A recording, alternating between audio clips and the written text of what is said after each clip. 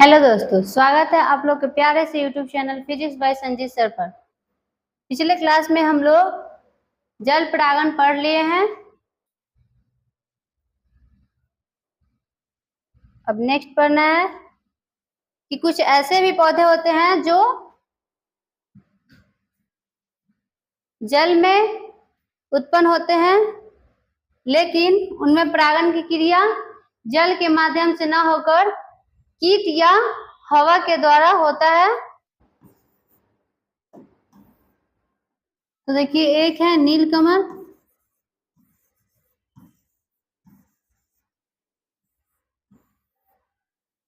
और दूसरा है जलकुंभी।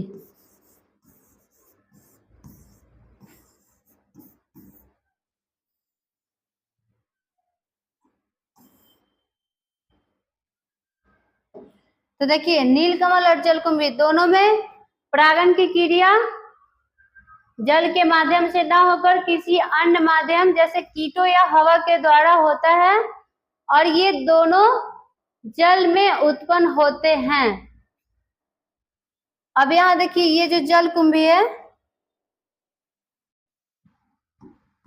इससे एक क्वेश्चन आता है एग्जाम में, और क्वेश्चन क्या है कि बंगाल की आतंक किस पुष्प को कहा जाता है।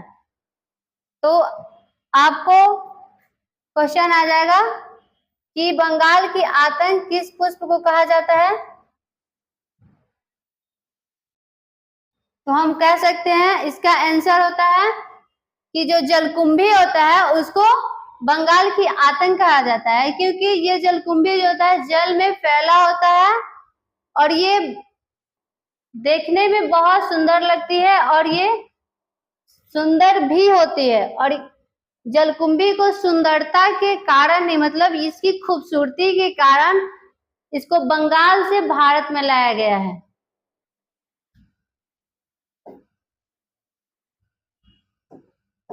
तो जलकुंभी को क्या बोला जाता है?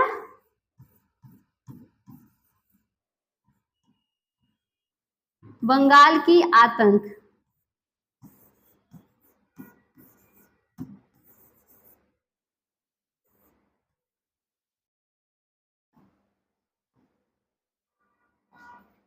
तो यहाँ एक जलकुंभी है, जलकुंभी को बंगाल की आतंक कहा जाता है, और ये देखने में बहुत खूबसूरत होता है, और ये खूबसूरती के कारण इसको बंगाल से भारत में लाया गया है। नेक्स्ट है कीट परागण। तो देखिए, कीट परागण क्या है? तो कीट द्वारा होने वाले परागण को कीट परागण कहते हैं, अर्थात इसमें परागण की क्रिया कीटों के माध्यम से होता है, तो हम इसे कीट परागण कहते हैं। कीट परागण में अन्य कारक होते हैं। यहाँ देखिए, मधुमक्खी, भृंग, बड़ा,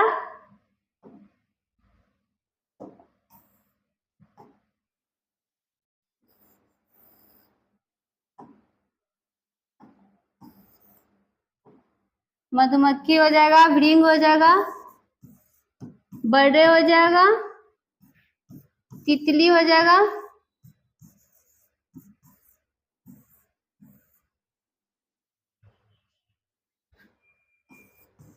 इत्यादि कारक होता है।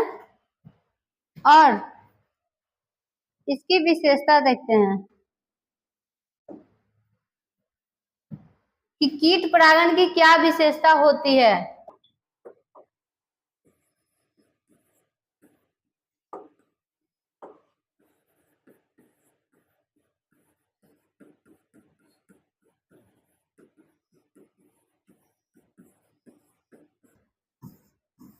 तो देखिए, कीट परागण की विशेषता,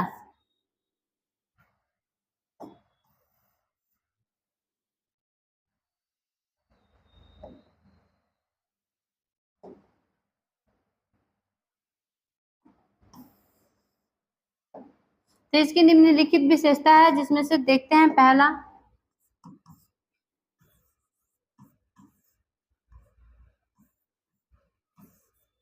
कीट परागित पुष्प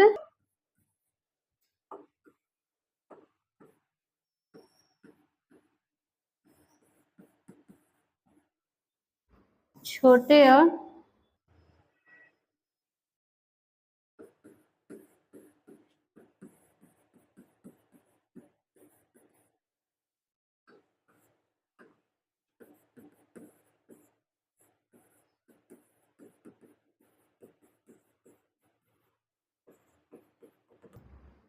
तो देखिए कीट परागित पुष्प छोटे और बड़े दोनों होते हैं, लेकिन जो छोटे होते हैं वो समूह के रूप में होते हैं। दूसरा है कि जो पुष्प अकेला होता है,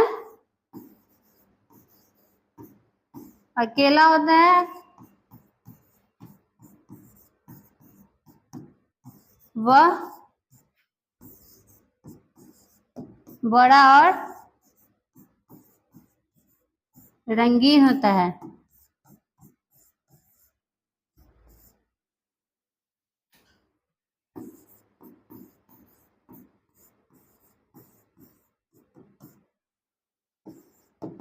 नेक्स्ट है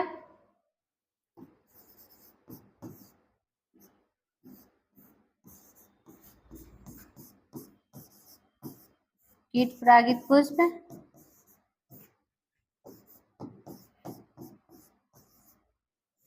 रंगीन और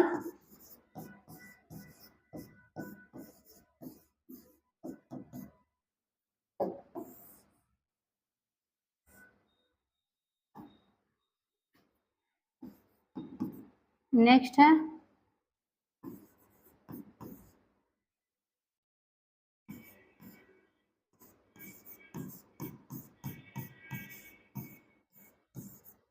कीट परागित पुष्प चटकीला होता है।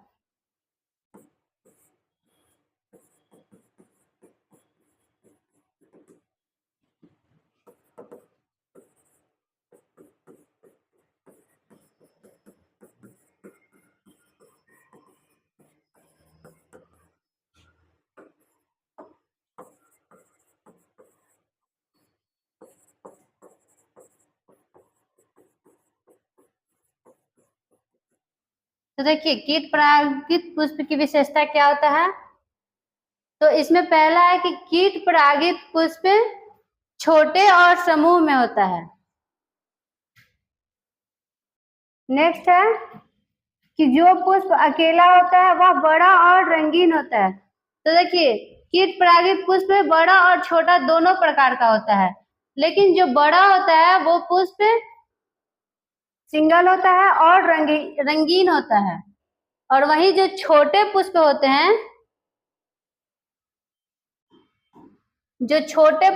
हैं, वो समूह के रूप में एकत्रित होते हैं, अर्थात उनके साथ 2 से अधिक पुष्प उपस्थित होते हैं।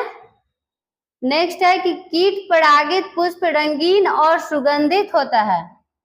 तो जो कीट परागित पुष्प होता है वो रंगीन भी होता है और उसमें गंध भी होता है, अर्थात वो सुगंधित होता है,